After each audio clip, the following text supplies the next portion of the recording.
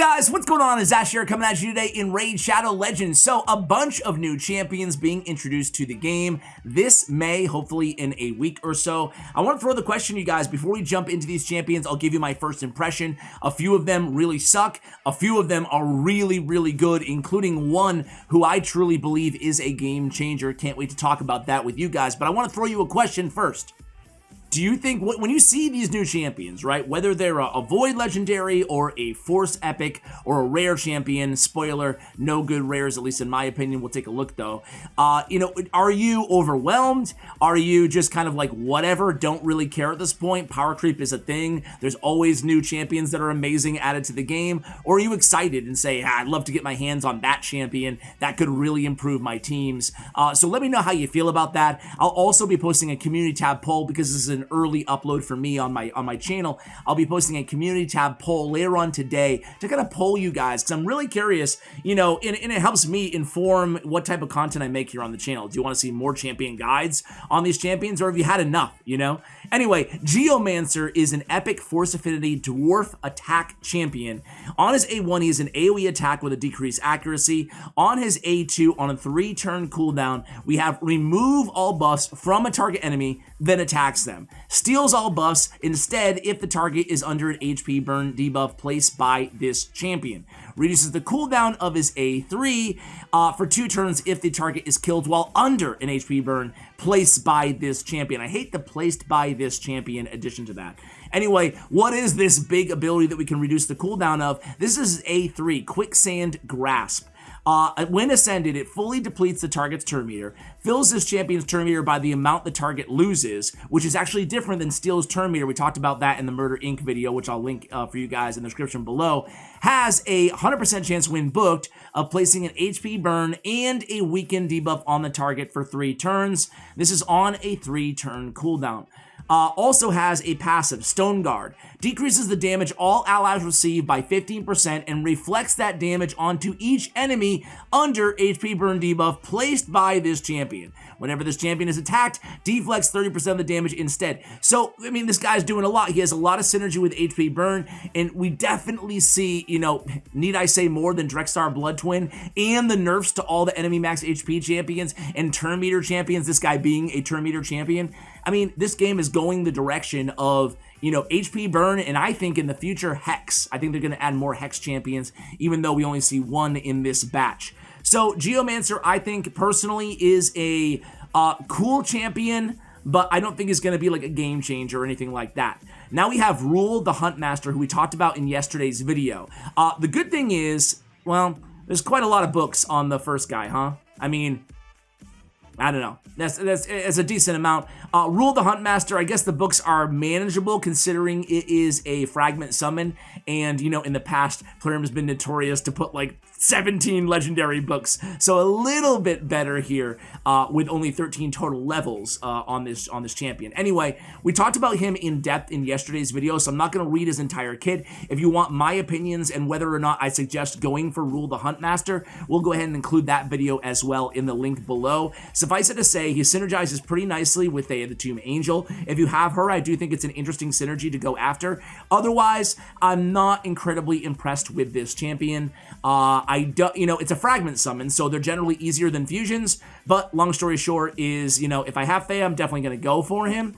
But if you're burnt out, like a lot of people in this game, skip it. Just skip it. No big deal, right? At the end of the day, like we said in yesterday's video, these are just pixels on your, mobile device. Not worth, causing any real-life angst or stress over.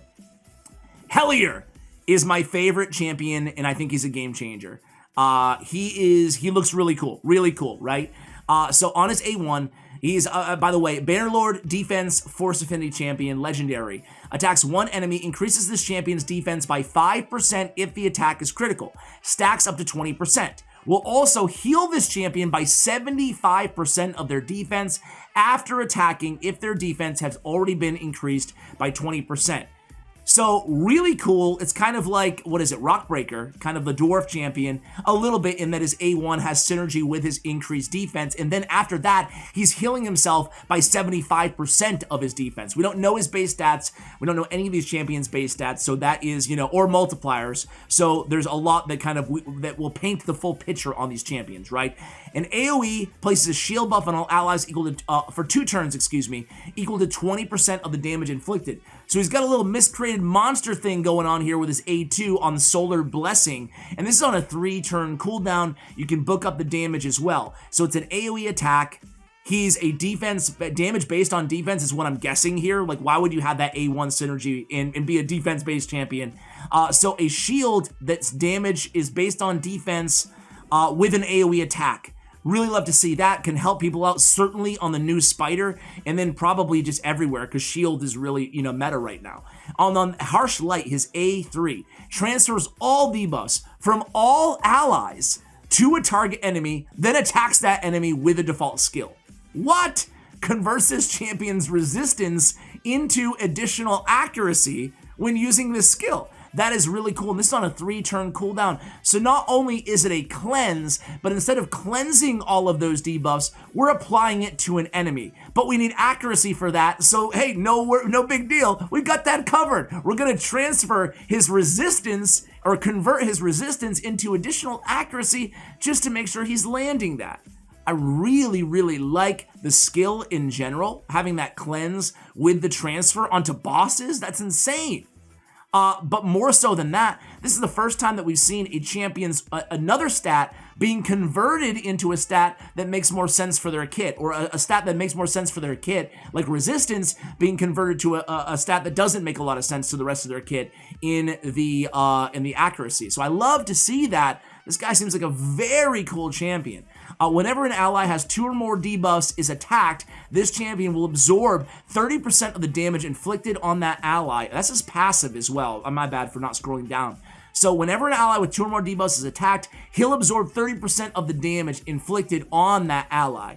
Wow, you love to see it. I think this guy's kit is really, really cool. He's definitely my most wanted champion out of this batch. Next up, we have an epic Spirit Affinity Attack Demonspawn champion. This kit is underwhelming to me a little bit. Well, actually, let's just go over it here. Attacks 1 enemy 2 times. Okay, let me finish that thought now. First of all, look at all the books on this dude. Yikes. Gross. Disgusting. We need a book dungeon. Plarium. All right, just a reminder. Every video, I'm contractually obligated to give a reminder that we need a way to farm books. Anyway, an AoE decreased defense on a 3-turn cooldown on the A2. So another Spirit Affinity defense breaker at 100% on a 3-turn cooldown. It feels like they're adding more and more and more every day now.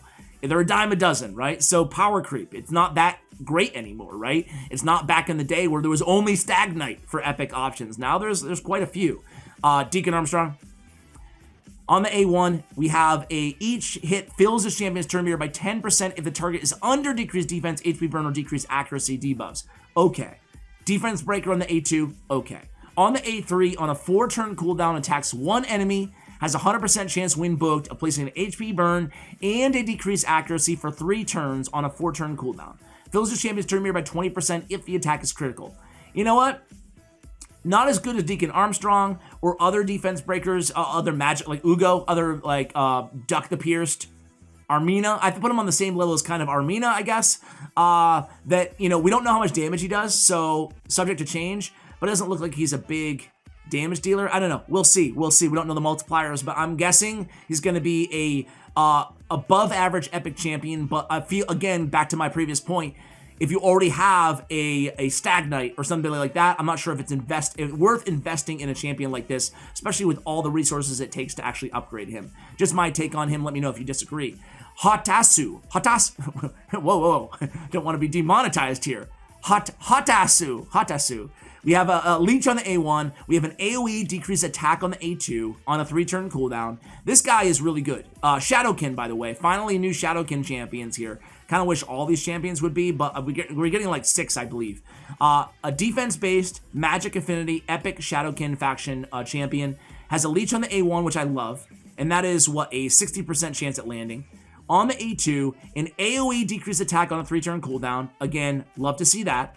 And then on the A3, we have an increased defense and a continuous heal, big version on all allies for 1 turn on a 3-turn cooldown. I really like that. That's Oni icon. And then Spirit Touch is passive. Removes 1 random debuff from this champion at the start of each turn. Will prioritize Stun, Sleep, Freeze, Fear, True Fear, and Provoke. And then ally defense in all battles by 25%. I think Hotatsu is the real deal. A very, very good defense-based support epic champion. Definitely looking to unlock him and upgrade him, especially in Shadowkin faction. Will be important for Shadowkin faction wars. Chani, or Shani. Attack Magic Shadowkin.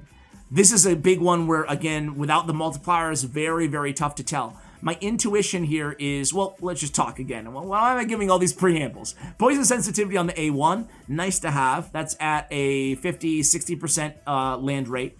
An increased accuracy buff and an increased attack buff on this champion for 2 turns, then attacks 1 enemy. HP burn for 2 turns if the attack is critical on a 3-turn cooldown. Yeah, not very interesting there on Soulfire. On A3, Shower of Misery, an AoE attack on a 3-turn cooldown, has a 75% chance of increasing the duration of all debuffs for 1 turn. Not exciting at all. So for me, the story of Chani is going to be the story of the multipliers, right? Does this single target A2 on a 3-turn cooldown hit very hard that lands the HP burn if it's critical? Is this AoE hit decently hard? If so, then maybe it justifies building out. Again, a lot of books on this champion as well. We also have immune to decrease accuracy debuffs. Increases this champion's crit rate by 0.05 for every point of accuracy they have. I do have to say that I like that passive, right? You can basically build a bunch of increased crit rate or a bunch of increased crit rate through accuracy, which is really, really cool. And I have to say that Sure Shot, Sure Shot. I have to say that this ability, kind of like those unique abilities that we talked about on that legendary Bannerlord, this is very cool to be added to the game, right? These dynamics. I really like that, kind of like the resistance turning into accuracy. The accuracy turning into crit rate is very, very cool. Again, we always give credit where credit is due here on the channel, and Plarium finding a way, despite power creep, despite, the flood of new champions added to this game, finding a way to at least make them unique and at least giving us some justification for building these champions. Genbo the Dishonored. This is a cool looking, I'm just gonna guess this guy looks really cool once we see the actual avatar in game. Epic Void Attack Shadowkin. Attacks 1 enemy 2 times. Each hit steals any increased attack buffs. Each hit also has a 30% chance of stealing 1 random buff. The increased attack steal cannot be resisted. We have I'm just seeing, okay, so there's no other debuffs, which is really nice to see. Actually, we still need accuracy on the A2 anyway. An AoE attack with 100% chance win booked of decreasing the duration of all buffs by 1 turn. Okay, my bad. The effect cannot be resisted on critical hits. So we don't need accuracy for this champion. I take it all back. And then going into the A3, have an increased crit rate and an increased crit damage buff on this champion for 3 turns, then grants an extra turn. Love to see that. You guys know how grants an extra turn is really a code word to this champion is more than meets the eye, because we're additionally decreasing the cooldown of all the other skills, including the AoE attack with the increased duration of all buffs. So, has an 80% chance to decreasing, the duration of all buffs on the target, on all targets, cannot be resisted. Remove or steal increased attack, cannot be resisted. And then we have an increased crit rate, crit damage. So again, I hate to say it again, but this is going to be the story of, does this champion have good multipliers? It is a Void champion. I'm going to guess that the multipliers is going to be pretty good and that it's going to be a pretty solid nuker, this guy. I don't know. Maybe I'll be wrong. We'll see. Time will tell, right? Increase ally speed in arena battles by 20% as well. So maybe an arena nuker? I don't know. If that Heartless Blitz hits hard enough, then maybe so. We'll see. All right. Burangiri, an Epic Force Defense Shadowkin champion, has an A1 with a Provoke, okay. An AoE stun at a 60% shot. On an AoE, not too bad, especially for an Epic champion. Only beaten by, what, like Miscreated and Archmage Helmet. And then on the A3, places a strengthen buff on all allies for 2 turns. Also places a shield buff for 2 turns on all allies with less than 50% HP. The shield buff is equal to 15% of the target's max HP. Let me read that again. That's on a 4-turn cooldown. Has a strengthen on all allies. Awesome. I love the strengthen buff. Really good one. Also places a shield buff for 2 turns on all allies with less than 50% HP. The shield buff is equal to 15% of the target's max HP. So a smallish shield and conditional shield. Overall, not incredibly excited about Burangiri. However, heals a champion by 50% of their max HP passive. Heals a champion by 50% of their max HP whenever an ally or an enemy dies. Good God. That's a pretty OP, like, self-healing passive. Defense-based champion, so an AoE defense-based stun is what we're guessing here, damage based on. With the strengthen and the mini shield, man, if this is on a 3-turn cooldown, I'd be so much more excited. But I don't know, what do you guys think about this champion? If you pulled him, would you invest?